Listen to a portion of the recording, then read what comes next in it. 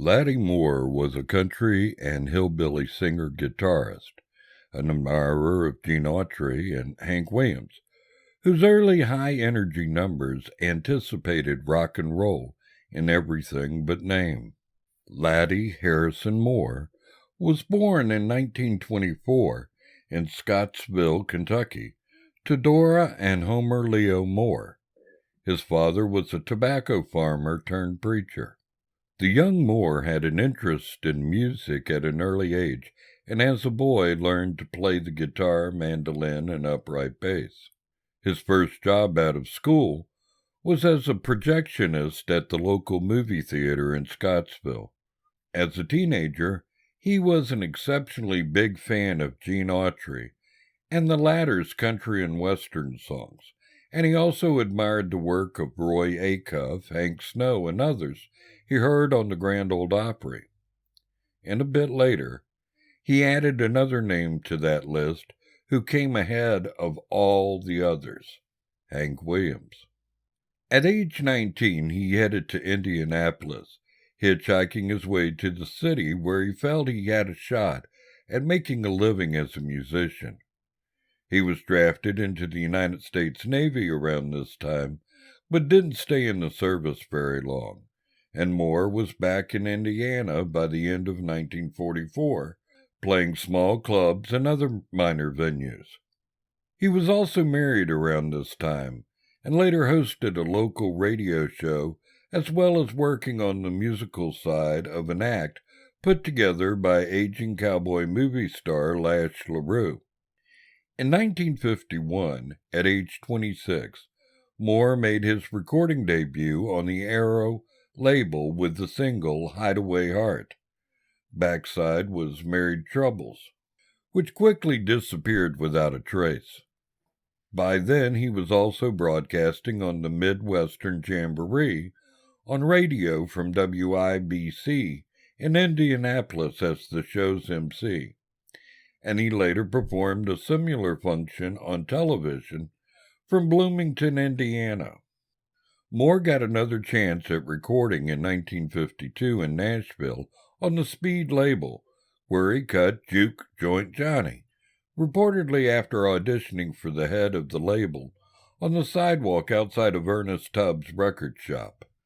That session, thrown together by producer Frank Innocenti, was 4 musicians, piano, lead guitar, bass, and drums, accompanying Moore, who also played rhythm guitar.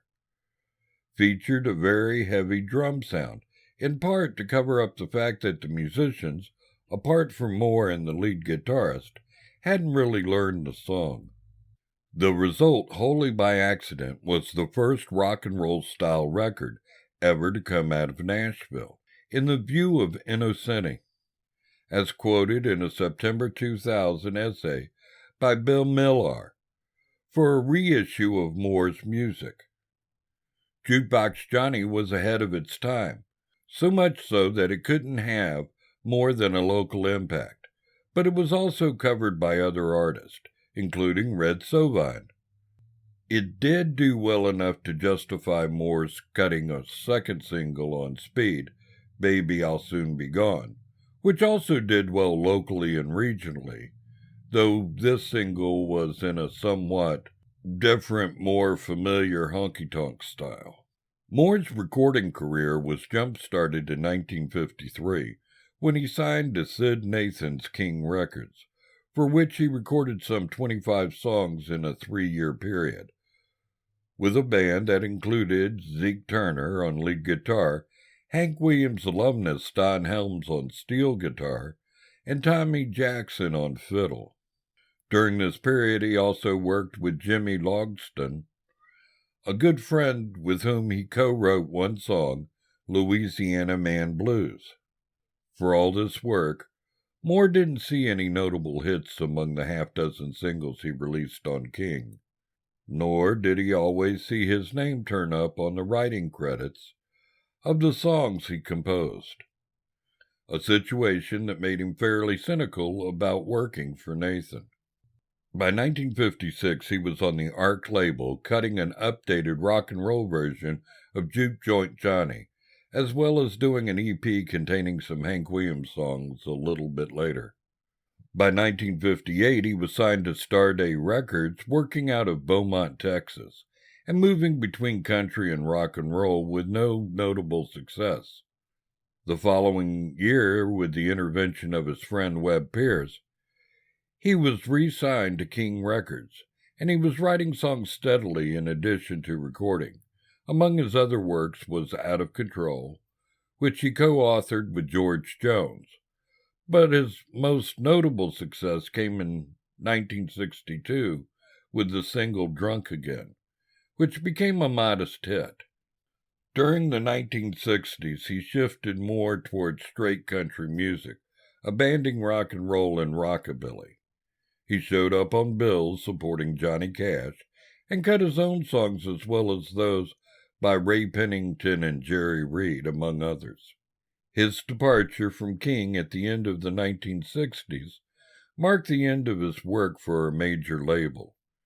He continued working in music until his health problems caught up with him in the 1980s, including surgery for throat cancer in 1986 and a subsequent bypass operation. Moore's name reemerged amid the explosion of interest in the early 50s rock and roll and country music. In 2000, Westside Records released a 29-song CD of his work on King and Starday. Now that's the end of the article.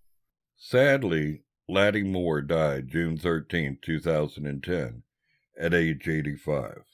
I don't know if it's enough to say that he invented rock and roll or that he recorded the first rock and roll song in Nashville, but I'll leave that up to you. I'm going to put a link in the description of where you can find the song on YouTube.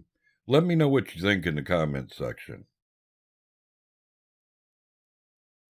Okay, that's the end of our video. I sure hope you enjoyed it. If you like this type of video and want us to keep producing them, please like and subscribe. And as always, thank you very much for watching.